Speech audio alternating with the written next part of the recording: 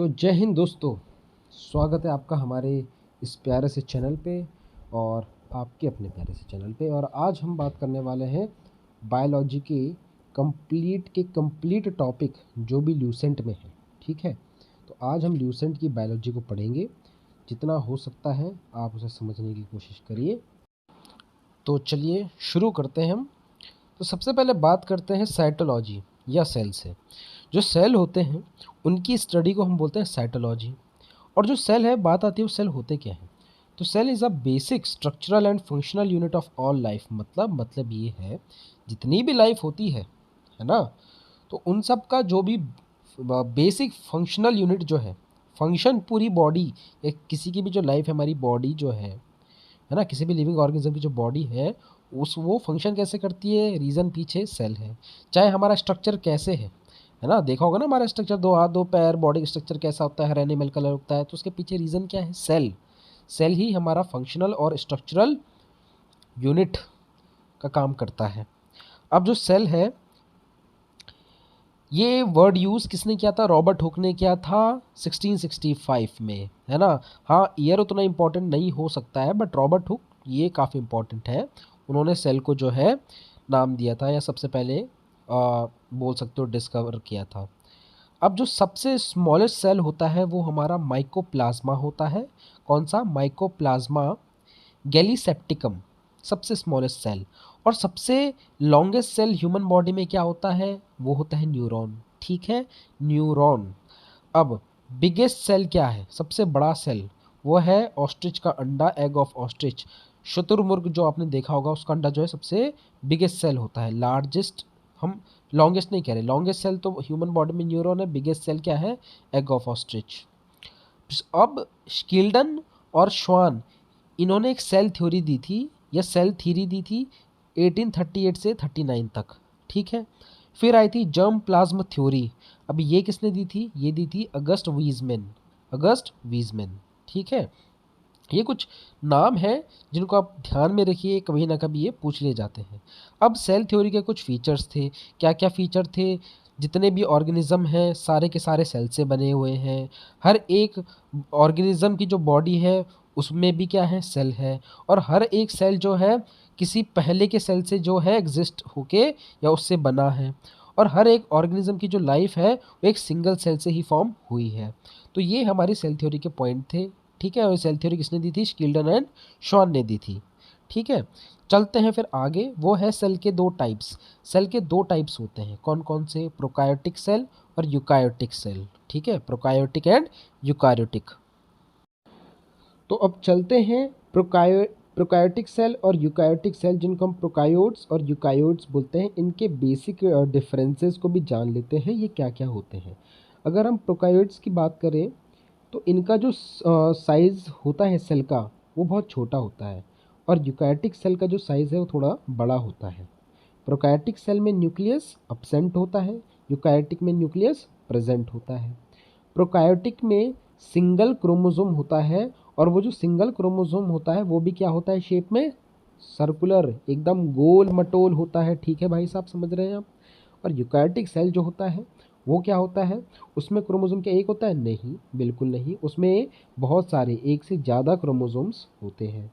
अब prokaryotic cell जो होते हैं उनमें क्या है, मेम्ब्रेन जो होते हैं, मेम्ब्रेन बाउंड या फिर सेल ऑर्गेनेलीज जो है वो अब्सेंट होती हैं, और सेल ऑर्गेनेलीज यूकैरियोटिक सेल में प्रेजेंट होती हैं। अब बात आती है डिवीजन की, टूटने की। प्रोकैरियोटिक सेल में जो सेल डिवाइड तो होता है, लेकिन कैसे होता है, या तो फ्यूजन होता है या बडिंग होता है ना। अब यूकैरियोटिक सेल जो होता है उसमें सेल डिवाइड कैसे होता है, या तो माइटोसिस से या मियोसिस से, है ना।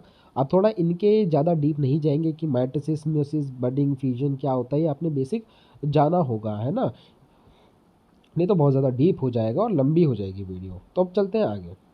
अब सेल का स्ट्रक्चर अगर हम देखें तो ये यार, सेल में ना काफ़ी सारी चीज़ें होती है। सेल भले एक बहुत छोटी सी चीज़ है, लेकिन ऐसा नहीं है कि वो बस एकदम पिद्दी सा है, नहीं, उसमें बहुत सारी अलग अलग एलिमेंट्स मान सकते हो, बहुत ज़्यादा चीज़ें होती हैं। तो सबसे पहले बात चलते हैं हम सेल वॉल पे। अब सेल वॉल नाम से दिख रहा है वॉल, दीवार, जैसे घरों की दीवार होती है ना, कहाँ बनाते हैं, दीवार बाहर बनाते हैं। तो वैसे ही जो प्लांट सेल होता है उसमें जो सेल वॉल होती है काफ़ी रिजिड, कठोर, सख्त होती है, नॉन लिविंग होती है ना, यस, नॉन लिविंग।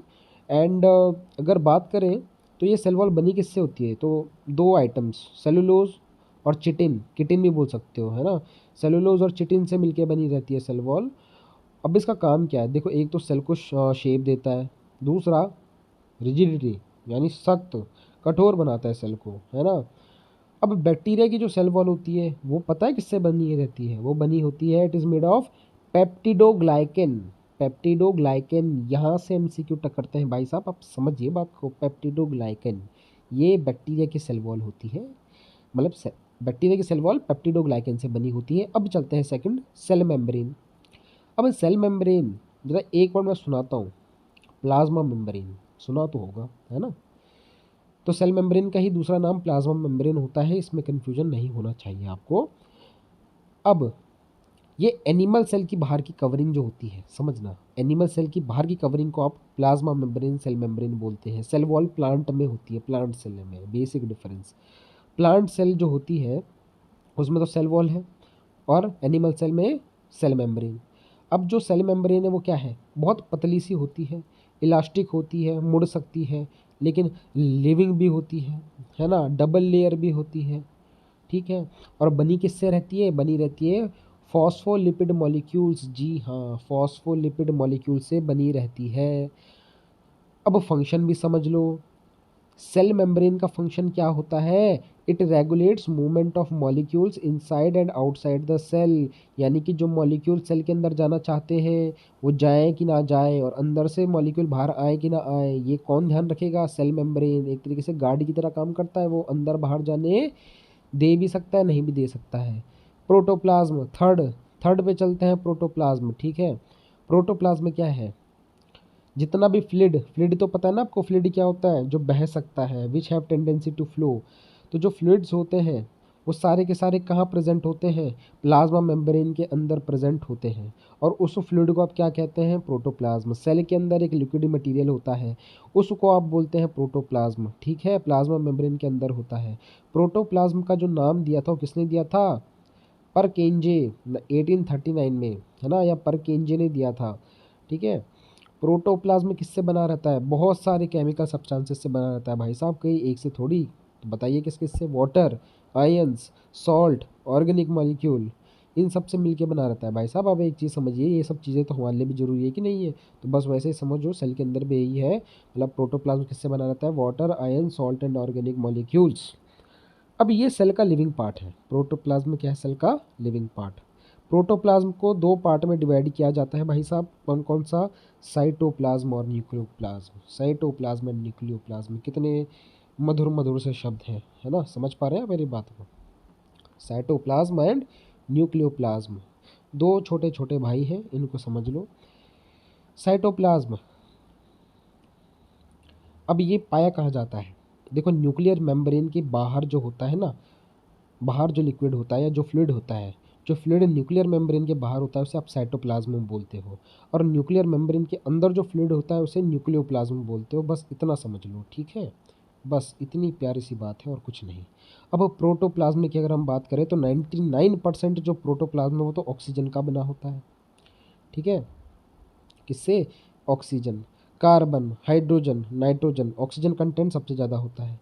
80% का जो प्रोटोप्लाज्म है वो सिर्फ वाटर से बना रहता है। अब अगर हम बात करें प्रोटोप्लाज्म की कि उसमें इनऑर्गेनिक और ऑर्गेनिक कंपाउंड का रेशियो कितना है, तो 81:19 है। ज़्यादा इनऑर्गेनिक, कम ऑर्गेनिक, है ना। ये उतनी ज़्यादा इंपॉर्टेंट चीज़ नहीं है प्रोटोप्लाज्म पॉइंट ऑफ व्यू से एग्जाम के, ठीक है। अब चलते हैं माइटोकॉन्ड्रिया, ये इंपॉर्टेंट है। किसने डिस्कवर किया? एल्टमैन ने किया था। कब? 1886 में, 1886 में। कैसा होता है भाई साहब? सिलेंड्रिकल होता है, रॉड शेप्ड होता है, स्फेरिकल होता है। कहाँ पाया जाता है? साइटोप्लाज्म में पाया जाता है। कोई पूछ लेगा तो बता देना भाई साहब, ठीक है। अब double layered membrane, double layered समझ रहे हो? डबल डबल सेफ्टी हो गई जी, डबल डबल सेफ्टी समझ रहे हो? फिर अब हम चलते हैं अंदर इसके इसके माइटोकॉन्ड्रिया के। इसके अंदर बहुत सारे फोल्ड्स होते हैं जिसे हम क्या बोलते हैं? क्रिस्टे, क्रिस्टे बोलते हैं भाई साहब इसको। इसके अंदर, इसके इनर मेम्ब्रेन में बहुत सारे फोल्ड होते हैं। अब जो फ्लूइड प्रेजेंट होता है माइटोकॉन्ड्रिया में उसे बोलते हैं मैट्रिक्स। क्या बोलते हैं? मैट्रिक्स, जी हाँ। जैसे हमारी बॉडी के अंदर हड्डियां हैं, वैसे ही माइटोकॉन्ड्रिया के अंदर एक फ्लूइड है, उसे हम मैट्रिक्स बोलते हैं। अब इस मैट्रिक्स में क्या होता है, बहुत सारे एंजाइम्स होते हैं, को एंजाइम्स भी होते हैं। अब माइटोकॉन्ड्रिया को हम प्रोकायोटिक सेल की तरह भी कंसिडर करते हैं, है ना, इनसाइड यूकायोटिक सेल। माइटोकॉन्ड्रिया का फंक्शन, चलिए उस पर भी चलते हैं। तो यहाँ तक तो हमने सुना, जाना, पहचाना, चलते हैं आगे माइटोकॉन्ड्रिया का function. Mitochondria is the respiratory site of cellular respiration. समझ पा रहे हैं बात को शायद आप?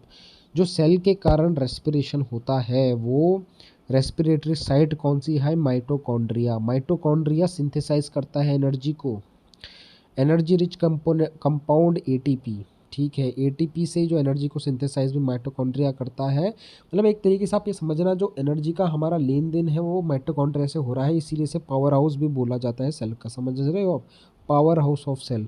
जैसा ट्रांसफार्मर होते हैं ना, हमको एनर्जी इलेक्ट्रिसिटी सप्लाई करते हैं, पावर हाउस बोला जाता है ना, तो वैसे ये भी पावर हाउस है, ये एनर्जी सप्लाई करने में मदद करते हैं। एटीपी जो होता है, एटीपी क्या होता है? एडिनोसिन ट्राइफॉस्फेट, इसकी फुल फॉर्म बता देना कोई पूछे। एडीपी की पूछे तो एडिनोसिन डाइफॉस्फेट बोल देना। अब एटीपी जो होता है एनर्जी करेंसी ऑफ सेल होता है। हमारी बॉडी में जो सेल है उसे हम एटीपी की फॉर्म में नापते हैं, वो अलग चीज़ हो गई। चलिए आगे। अब आता है हम गोल्गी बॉडीज़ या गोल्गी अपैरेटस भी कोई बोलता है, या गोल्गी अपार्टस। देखो, कैमिलो गोल्गी, उन्होंने डिस्कवर किया था इसको, गोल्गी बॉडीज़ को, तो इसीलिए इसका नाम गोल्गी बॉडीज़ पड़ा है। अब गोल्गी बॉडीज़ जो होती है बहुत सारी ट्यूब्स के ग्रुप से बना रहता है, वेसिकल्स और वैक्यूल्स से मिलके बना होता है, यानी कि groups of tubes, vesicles and vacuoles. ठीक है, इससे बना होता है गोल्गी बॉडीज़। प्लांट में अगर हम बात करें तो in plant it is more in number and here it is known as dictyosomes. जी हाँ, प्लांट में गोल्गी बॉडीज़ बहुत ज़्यादा होती हैं और इसका नाम वहाँ क्या होता है? डिक्टियोजोम्स बोला जाता है। तो कुछ फंक्शन भी तो होगा भाई साहब इसका। जी हाँ, क्या है? ये स्टोरेज का काम करता है। जैसे कंप्यूटर में रैम देखा है आपने, है ना, चिप, मेमोरी कार्ड, ये सब होती है ना, पेन ड्राइव्स, तो वैसे ही स्टोरेज का काम हमारा भी गोल्गी अपैरेटस करता है। प्रोसेसिंग, पैकेजिंग मटेरियल का, ये भी यही करता है। ठीक है, सेल वॉल को सिंथेसाइज करने में मदद करता है। प्लाज्मा मेम्ब्रेन, लाइसोसोम्स, इन सब को सिंथेसाइज कौन करता है? कौन करता है? गोल्गी बॉडीज करता है जी। Cell wall, plasma membrane, lysosome सबको सिंथेसाइज करता है। अब it helps in the synthesis of carbohydrate from simple sugar. Simple sugar तो आपको पता है ना, जो इतना सिंपल होता नहीं है, सिंपल शुगर को ये सिंथेसाइज यानी कि तोड़ता है, ब्रेक करता है, किसमें? कार्बोहाइड्रेट में। ठीक है, क्यों? ताकि वो प्रोटीन के साथ मिलकर मिल जाए और कौन, और क्या बना दे? ग्लाइकोप्रोटीन बना दे। अच्छा, बनाता कौन है? राइबोसोम मदद करता है उसे बनाने में। ठीक है, तो गोल्गी अपैरेटस क्या करता है? सिंपल शुगर को सिंथेसाइज करता है कार्बोहाइड्रेट में, ताकि वो प्रोटीन के साथ मिलकर क्या बना दे? ग्लाइकोप्रोटीन बना दे। बहुत बढ़िया, यहाँ तक क्लियर है। आगे चलते हैं, बात अगर आपको समझ आ रही है तो वो है एंडोप्लाज्मिक रेटिकुलम। सब समझिए, देखिए कोई जल्दबाजी नहीं, आराम से समझिए। एंडोप्लाज्मिक रेटिकुलम, तो ये एक मेम्ब्रेनस नेटवर्क है, किसका? बहुत सारी ट्यूब्स का, ट्यूब्यूल्स लाइक स्ट्रक्चर। ठीक है, जो कि कहाँ पाई जाती है? साइटोप्लाज्म में पाई जाती है। इसे बोलते हैं हम एंडोप्लाज्मिक रेटिकुलम। मतलब बहुत ज़्यादा नेटवर्क होता है, एक ट्यूब लाइक स्ट्रक्चर जो होती हैं उनका बहुत सारा नेटवर्क जो कि साइटोप्लाज्म में पाया जाता है, वो है एंडोप्लाज्मिक रेटिकुलम। न्यूक्लियस से तो ये अटैच होता है एक साइड से, और दूसरी साइड ये प्लाज्मा मेम्ब्रेन से ज्वाइन रहता है। एक साइड न्यूक्लियस, दूसरी साइड प्लाज्मा मेम्ब्रेन। सारे इंपॉर्टेंट चीज़ें पकड़ रखी है इसने। फंक्शन, क्या काम है? देखो, ये डिस्ट्रीब्यूशन में मदद करता है। जैसे भंडार में खाना बांटते हैं लोग, वैसे ही ये भी क्या करता है? मटेरियल को डिस्ट्रीब्यूट करता है। अच्छा, सेल के फ्रेमवर्क को सपोर्ट करता है ये, समझ रहे हैं? अब आता है राइबोसोम। राइबोसोम जो है पैलेड ने डिस्कवर किया था। स्मॉल ग्रेन्यूल्स लाइक स्ट्रक्चर होते हैं राइबोसोम्स। मतलब ये समझना, जैसे अमरूद के अंदर छोटे छोटे क्या आते हैं आपके पास, बताओ? बीज आते हैं ना, वैसे सेल के अंदर भी बहुत सारे ग्रैन्यूल्स, छोटे छोटे ग्रैन्यूल, कंकड़ पत्थर टाइप के होते हैं। कंकड़ पत्थर नहीं बोलेंगे, ग्रैन्यूल्स होते हैं, उन्हें हम राइबोसोम्स बोलते हैं। ठीक है, किससे अटैच होते हैं? एंडोप्लाज्मिक रेटिकुलम से अटैच्ड होते हैं। किससे बने होते हैं? आरएनए यानी राइबोन्यूक्लिक एसिड। कितनी अच्छी बात है, फंक्शन भी तो होगा। अरे, प्रोटीन सिंथेसिस में मदद करते ना, ये करते तो हैं, बस प्रोटीन सिंथेसिस में मदद कर देते हैं। लाइसोसोम किसने किया? दे दुवे ने इसे डिस्कवर किया, है ना। दे दुवे इंडियन नहीं था भाई साहब, वो दे दुवे ने किया था। अभी एक सैक लाइक स्ट्रक्चर है, सिंगल मेम्ब्रेन से बाउंडेड होते हैं, है ना। अच्छा, मतलब इसके ऊपर डबल लेयर नहीं है, सिर्फ एक सिंगल लेयर है, सिंगल मेम्ब्रेन। अब इसमें एंजाइम्स भी होता है, हाइड्रोजाइटिक एंजाइम, किसमें, लाइसोसोम में। इतना इंपॉर्टेंट नहीं है एंजाइम्स के बारे में, फिर भी इसके फंक्शन जरूर जान लीजिए। ये इंट्रासेलुलर डाइजेशन में मदद करता है, मतलब सेल के अंदर भी तो डाइजेशन होगा, कौन करेगा मदद, लाइसोसोम करेगा। अब लाइसोसोम क्या करता है, सेल को भी क्या कर देता है, कभी कभी डाइजेस्ट कर देता है। इसको सुसाइडल बैग्स भी बोला जाता है। अगर हम मान लो सेल डैमेज हो गया तो ये सेल को ही डाइजेस्ट कर लेगा, ताकि बाकी अदर सेल्स जो है ख़राब ना हो। तो बहुत अच्छा अच्छा बालक है हमारा कौन, लाइसोसोम, ठीक है ना। लाइसोसोम हमारा आरबीसी, रेड ब्लड सेल्स में, मैमल्स में नहीं पाया जाता है, इसको भी जान लो। सुसाइडल बैग्स किसे कहा जाता है, लाइसोसोम्स के। बहुत ज़्यादा इंपॉर्टेंट और हाईलाइटेड क्वेश्चन है, ठीक है। सेंट्रोसोम भी जान लेते हैं, चलो जान लेते हैं। बोवेरी ने इसे डिस्कवर किया था। एनिमल सेल में पाया जाता है। सेल डिवीजन में ये क्या करता है, काम करता है भाई साहब, और बाकियों में तो नहीं। बाउंडेड तो नहीं है किसी मेम्ब्रेन से, ठीक है, कोई मेम्ब्रेन इसके किनारे, ऊपर नीचे कहीं नहीं है। लेकिन दो सेंट्रियोल्स इसमें होते हैं। फंक्शन जानते हैं। सेंट्रियोल जो पाए जाते हैं सेंट्रोसोम में, वो क्या करते हैं, सेल डिवीजन को इनिशिएट करते हैं, शुरू करते हैं, स्टार्ट करते हैं, है ना। और स्पिंडल फाइबर बनाते हैं पोल्स में। मतलब बहुत ज़्यादा डीप चीज़ें भी हैं, बट आप इतना ज़रूर जान लीजिए, सेंट्रोसोम सेल डिवीजन में, सेल को डिवाइड होने में मदद करता है। जब आपको पता है ना सेल बड़ा हो जाता है तो फिर वो टूट जाता है, या तो दो सेल में या ज़्यादा सेल्स में, जिन्हें हम डॉटर न्यूक्लियस भी बोलते हैं। तो कौन मदद करता है, सेंट्रोसोम। सेंट्रोसोम के अंदर सेंट्रियोल होते हैं, वो डिवीजन की, सेल डिवीजन के प्रोसेस को इनिशिएट करते हैं। कितनी अच्छी और प्यारी बात है। प्लास्टिड भी तो होते हैं, अरे तो जान लेते हैं। देखो, प्लांट सेल में ही पाया जाएगा प्लास्टिड, नाम से देखो, पी प्लांट, पी से प्लांट, पी से प्लास्टिड, ठीक है। तीन टाइप का तो होता है प्लास्टिड, क्लोरोप्लास्ट, क्रोमोप्लास्ट, ल्यूकोप्लास्ट। तीन भाई मान लो, क्लोरोप्लास्ट, क्रोमोप्लास्ट, ल्यूकोप्लास्ट, ठीक है। क्लोरोप्लास्ट को भी जान लेते हैं। ये जो है एक ग्रीन पिगमेंट है, ग्रीन प्लांट में पाया जाता है, इसमें फोटोसिंथेसिस इन्वॉल्व होती है। इसे हम सेल का किचन भी बोलते हैं, ठीक है। अच्छा, क्लोरोप्लास्ट जो है दो मेम्ब्रेन से बाउंडेड होता है, कौन कौन से, grana and stroma, grana and stroma. Grana किससे बना रहता है, एक सैक लाइक स्ट्रक्चर जिसे हम थाइलेकॉइड बोलते हैं, जो कि स्टैक में होता है। इसमें क्लोरोफिल प्रेजेंट होता है। स्ट्रोमा जो होता है ये एक मैट्रिक्स है, मैट्रिक्स होता है इसमें। अच्छा, कहाँ होता है, क्लोरोप्लास्ट के अंदर स्ट्रोमा प्रेजेंट होता है। फोटोसिंथेटिक एंजाइम्स इसमें प्रेजेंट होते हैं।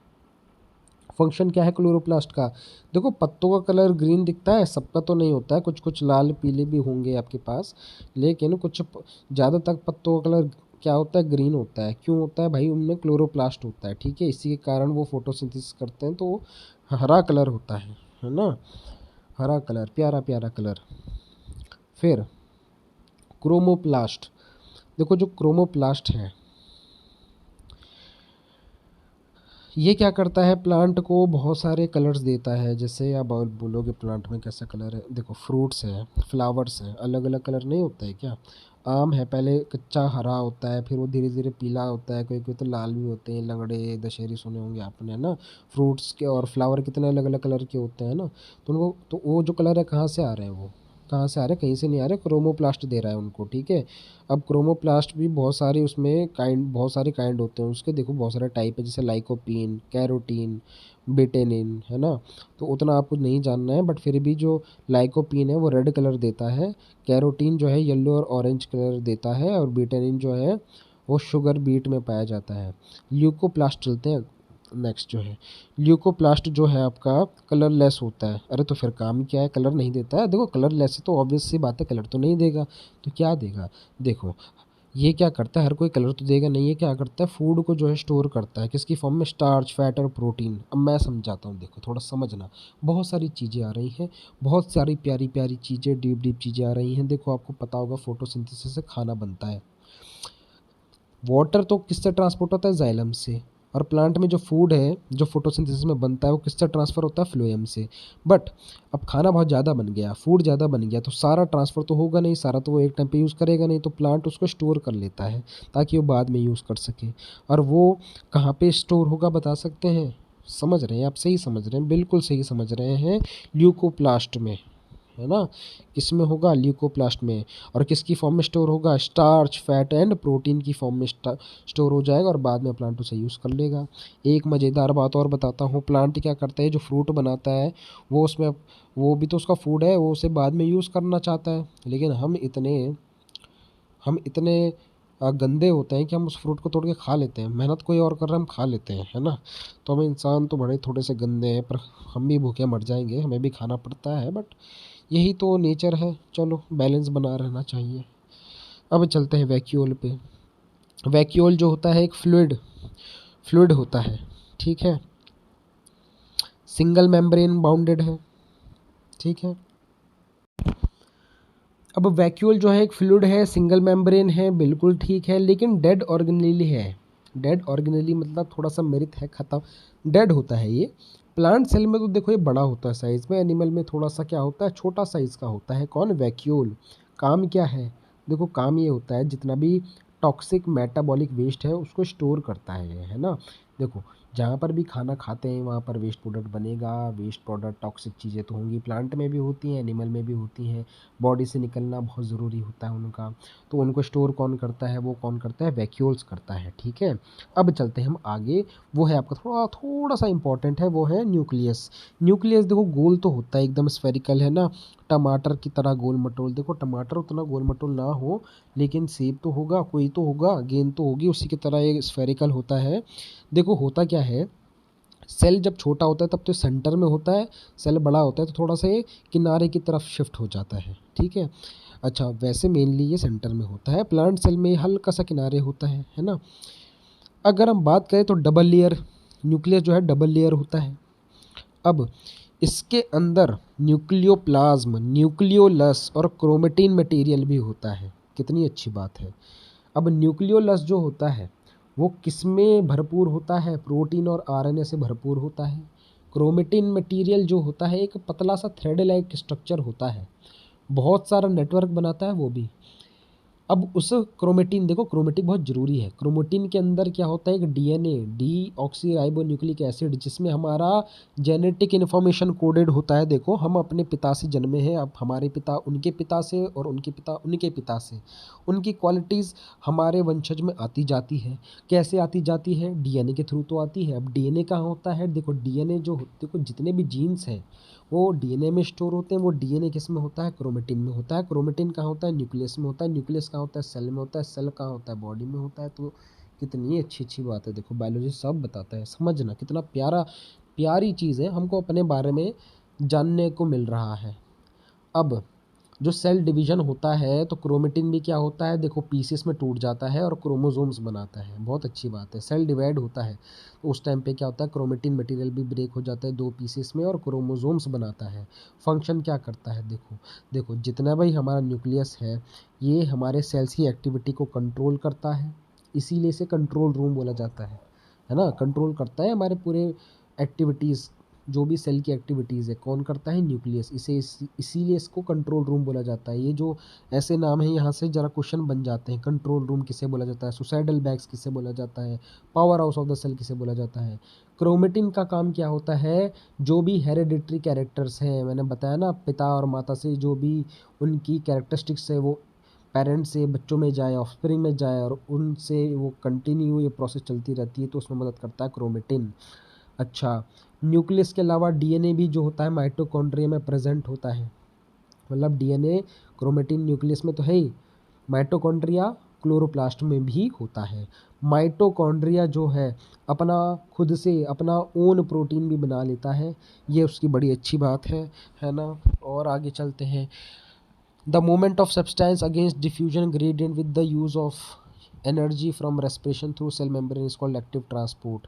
देखो एक्टिव ट्रांसपोर्ट इन्होंने यही बोल रखा है कि कोई भी सब्सटेंसेस होते हैं उनका जो मूवमेंट होता है ना, एनर्जी का यूज़ करके, है ना, तो उसे हम क्या बोलते हैं? एक्टिव ट्रांसपोर्ट बोलते हैं।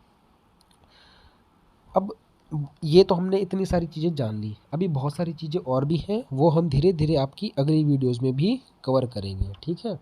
तो ऐसे करते करते तो देखो आपकी ल्यूसेंट की बायोलॉजी तो कवर हो जाएगी। आपको इस चीज़ों का रिवाइज करना है, जो जो चीज़ें आप सुनते हैं उसके नोट्स बना लो, पॉइंट बना लो, डेली देखो, रिपीट करो, जो भी मेन पॉइंट है रिपीट करो। एक टाइम पे आप खतरनाक बन जाएंगे। जय हिंद। और अगर आपको वीडियो हल्की सी, जरा सी, थोड़ी सी भी पसंद है तो लाइक ज़रूर कर दें और सब्सक्राइब ज़रूर कर दें दोस्तों मित्रों। ठीक है, मिलते हैं नेक्स्ट वीडियो में।